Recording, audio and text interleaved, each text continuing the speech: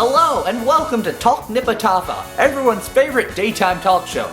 Today's guests include William Faulkner, here to talk about the release of the award-winning movie based off of his book, The Sound and the Fury. And later on today we'll have Leonardo DiCaprio to talk about his role in the award-winning movie The Great Gatsby. But first, please give a big round of applause for your host, Barry Barrington. Alright folks, alright. Well, and on the topic of Leonardo DiCaprio, the old sport still hasn't received an Oscar for his great performance in The Great Gatsby. But first, let's welcome the man behind the madness, William Faulkner.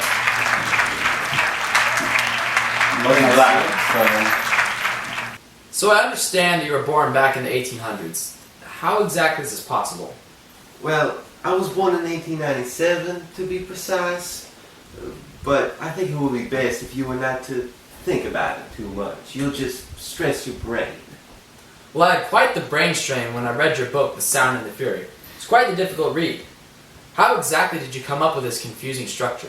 Well, I didn't want you to introduce all the characters at once, but rather to simply jump in.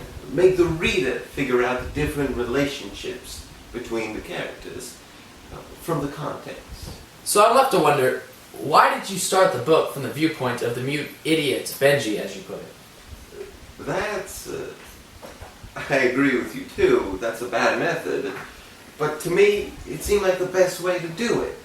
That I shifted those sections back and forth to see where they ended up best. Benji himself did not know what he was seeing, so he reported all of the events with complete objectivity. The most reliable narrator possible. That makes a little more sense now. But anyway, what did you think of the movie's job of portraying everything you wanted to portray in the book? Let's take a look at some of the clips from the movie. Listen to you now. 33 years old, going on that way after I went all that way to buy you that cake? Come on. Let's go down to the branch and find that quarter. Shut up, that moaning. If you don't hush up, Mammy ain't gonna have no birthday for you. Come on. I gotta find my quarter. Your mama gonna whip you for getting your dress wet. She won't do no such thing. How do you know? Don't matter how I know. How do you know? You know your mama gonna whip you for getting your dress wet. It's not wet. I'll take it off. Then it'll dry. I bet you won't. I bet I will. Well, I bet you better not. You know, they won't know you got wet. It doesn't show on you. Unless me and Quentin tells. Oh, I bet he does tell. He'll tell the muddy. I can't tell her. She's sick. If we walk slowly, it'll be too dark for them to see. I don't care whether they'll see. I'll tell her myself. Take him up the hill, Versh. Well, first of all, I think that the way the movie handled the Benji section, having all the shots from his own perspective, was really effective in bringing out the fleeting attention and stupidity of his mindset. Oh, and secondly, in the scene by the branch, Caddy was very well established by the actor, in my opinion, as the charge-taking character of the group. However, I really feel like Jason should have been in there. Because Jason was in that scene in the book, right? Yes, he was, and I thought that that was a very important scene to establish that Jason was a loner in the family. That's very insightful, but I'm wondering what you thought of the rest of the movie. I thought Quinn's obsession with time was portrayed particularly well, as that was a very important topic in the book. Quinn believed that time is a mausoleum of all hope and desire, the meaning that time takes from you all that you hold dear, and he is desperately trying to run away from it. But no matter what he does, he can't escape it. Hello. Hi, I broke my watch. Oh, I should say you have. You must have stepped on it. Yes, sir, I knocked it off the dresser and stepped on it in the dark. It's still running, though. Seems to be alright. I can't tell until I go over it, though. I'll go into it this afternoon. I'll bring it back later. Would you mind telling me if that clock there is right? I made a bet with a fellow. Forgot my glasses. Oh, it's 20 after... Don't tell me, please. Just tell me if it's right.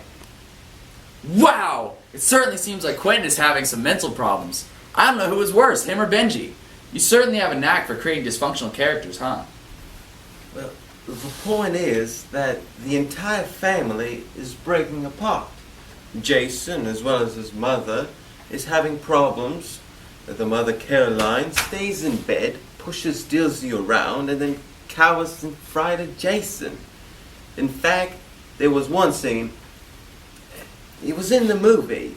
I don't think we have time to show it, though, do we? No, I don't think so. Jason believes himself to have been robbed by Caddy. Caddy's husband had given him a job, but once Caddy did God knows what with God knows who, Jason lost his job, and still, years later, feels like Caddy stole his life from him.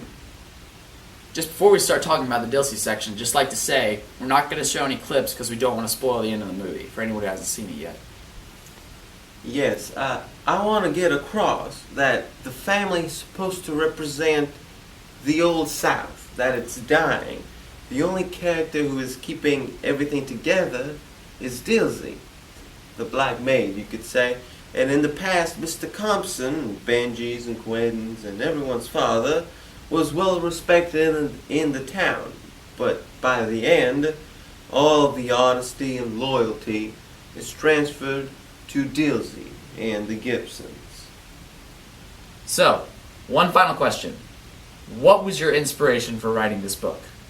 Well, I had the idea for the entire story. I was looking in town, and there was this young girl with muddy drawers on, sitting on a crate, and her three little brothers were standing around her.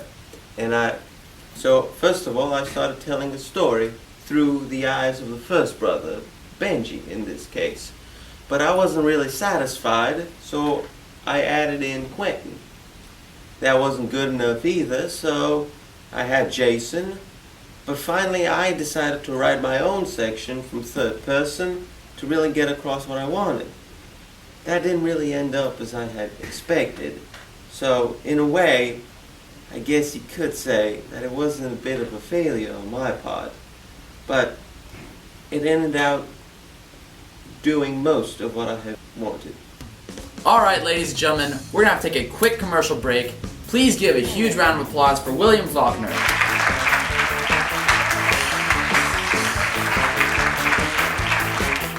Okay, ladies and gentlemen, The Sound and the Fury in theaters now. Stay tuned for the interview with Leonardo DiCaprio.